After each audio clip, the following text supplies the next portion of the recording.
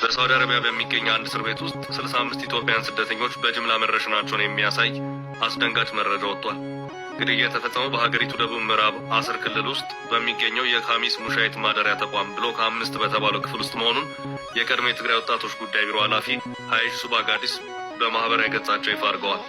እንደ ባለስልጣኑ ገለጻ ትናንት ሰኔ 3 ቀን 2018 ዓ.ም የተገደሉ ስደተኞች በአብዛኛው ከትግራይ ክልል የተሰደዱ ተፈናቃዮች ናቸው።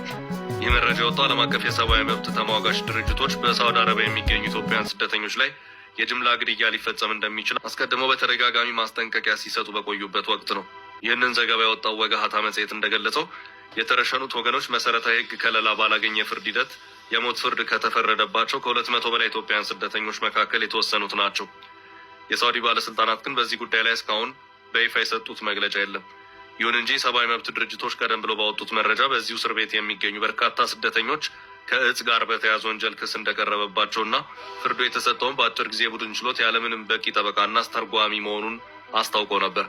በጉዳዩ ላይ ሰፊ ክትትል ሲያደርግ የነበረው ሂውማን ራይትስ ዎች እንደገለጸው ታሳሪዎቹ ማንበብ የማይችሉትን ሰነድ በዱላ ተደብድበው እንዲፈርሙ ተገደዋል። የሞት ፍርድ እንደተፈረደባቸው የሚያወቁት በሂደቱ የመጨረሻ ደረጃ ላይ እንደነበር ተገልጿል።